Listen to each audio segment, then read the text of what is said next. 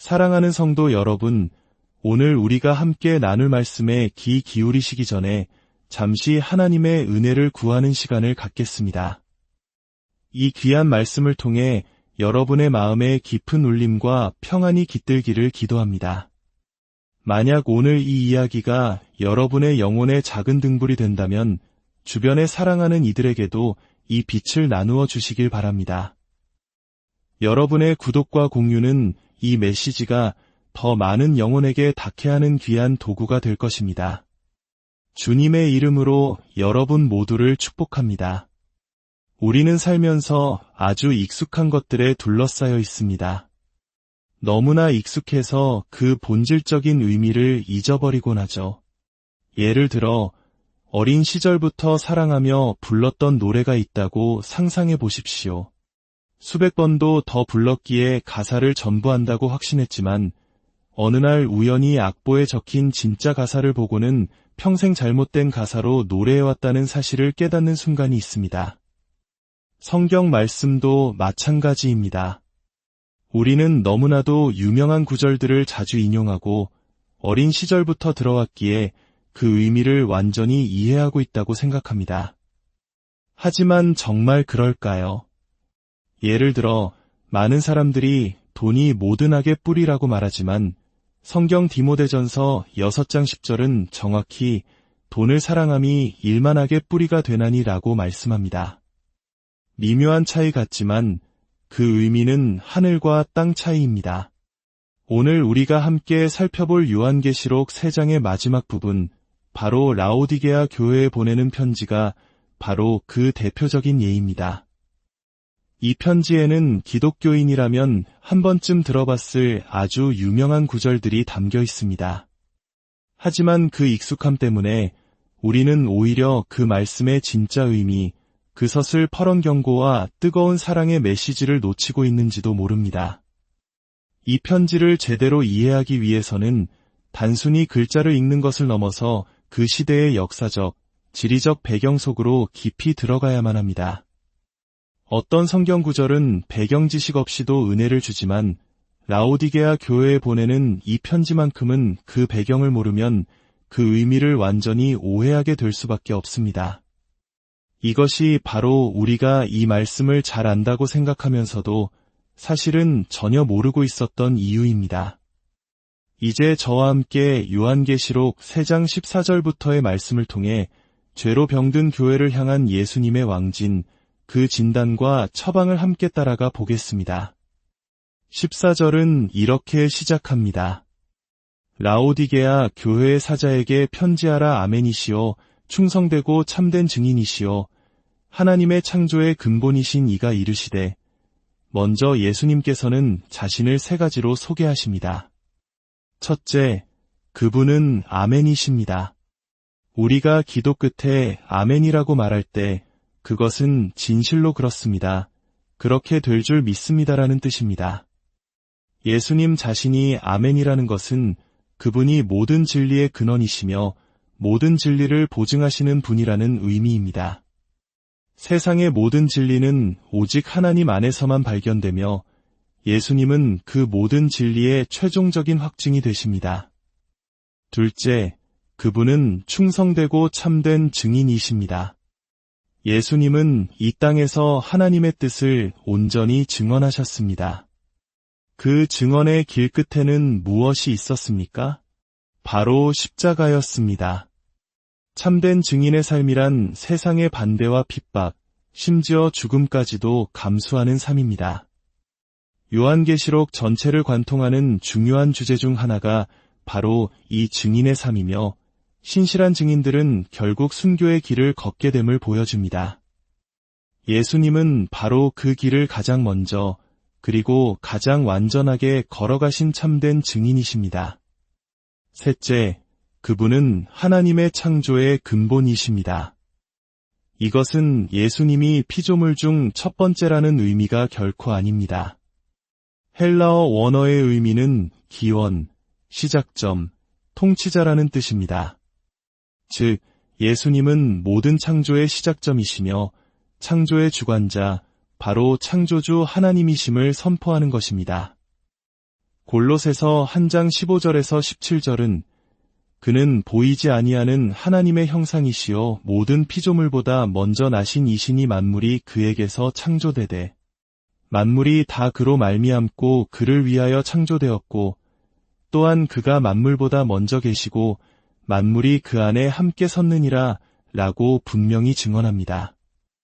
이처럼 자신을 절대적인 진리요 죽기까지 순종한 증인이요 만물의 창조주로 밝히신 예수님은 이제 라오디게아 교회를 향해 그들의 상태를 정확히 진단하십니다. 15절과 16절입니다.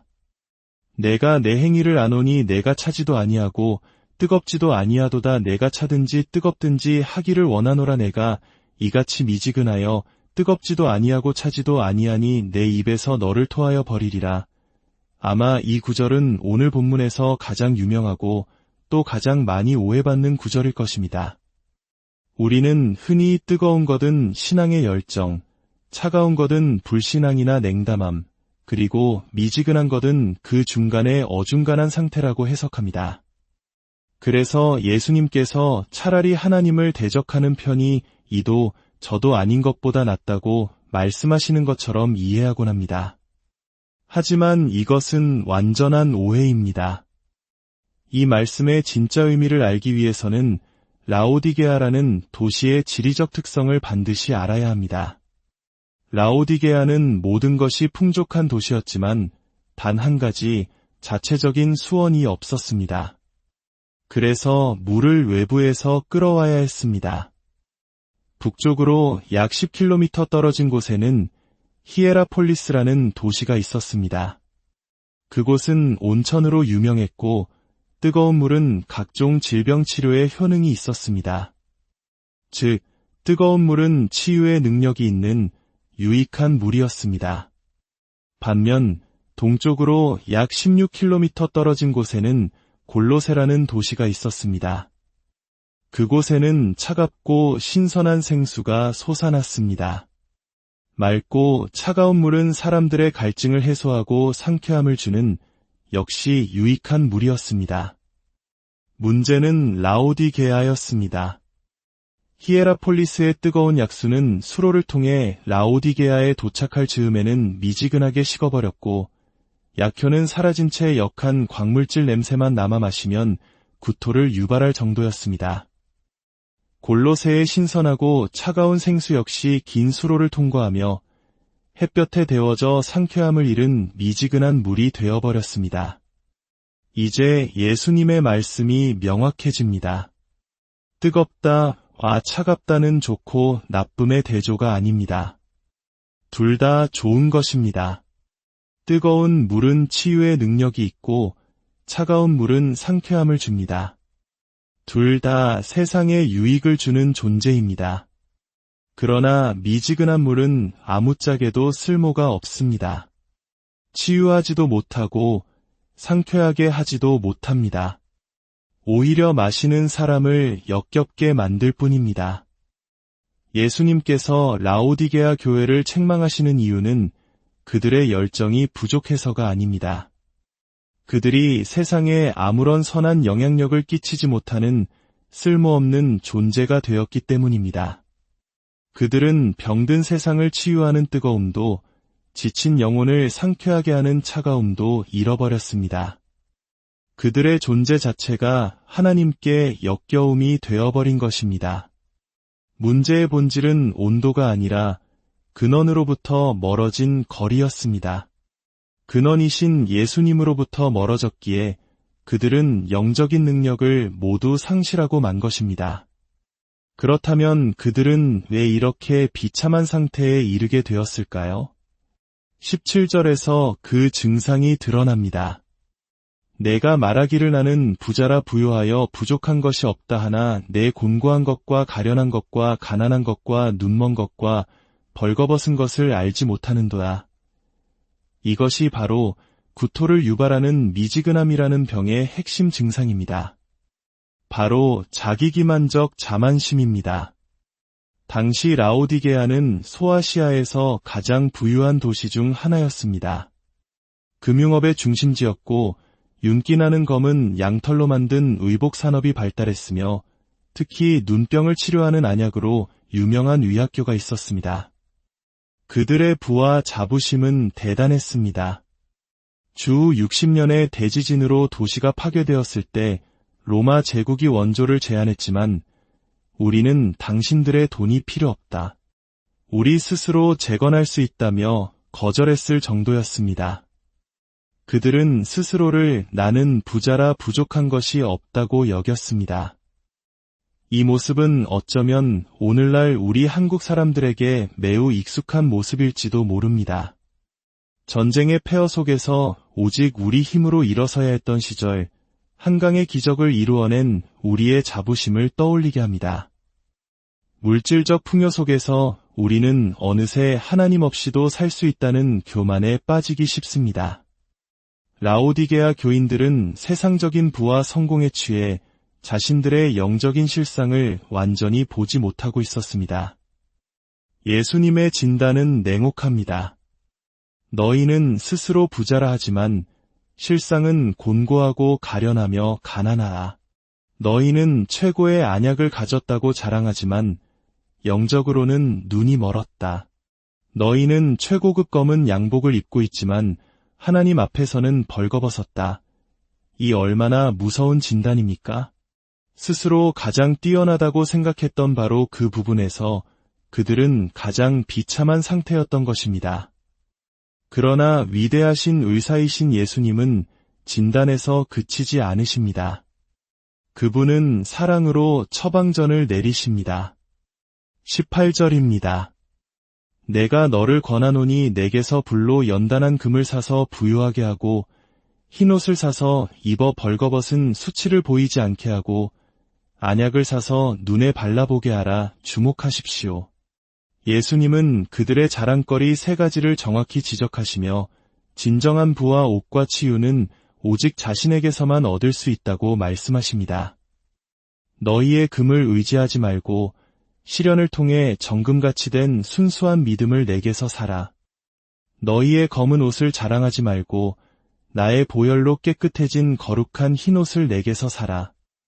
너희의 안약을 믿지 말고 영적인 눈을 뜨게 할 나의 진리의 말씀을 내게서 사라. 이것은 결국 자기 의존을 버리고 오직 예수님만 의존하라는 강력한 촉구입니다. 우리의 모든 필요를 채우실 수 있는 분은 오직 예수 그리스도 한 분뿐임을 인정하라는 것입니다. 그리고 19절과 20절에서 이 모든 책망과 권고가 얼마나 깊은 사랑에서 비롯된 것인지 보여주십니다. 물은 내가 사랑하는 자를 책망하여 징계하노니 그러므로 내가 열심을 내라 회개하라 볼지어다. 내가 문 밖에 서서 두드리노니 누구든지 내 음성을 듣고 문을 열면 내가 그에게로 들어가 그와 더불어 먹고 그는 나와 더불어 먹으리라. 주님은 사랑하는 자녀이기에 책망하시고 징계하십니다.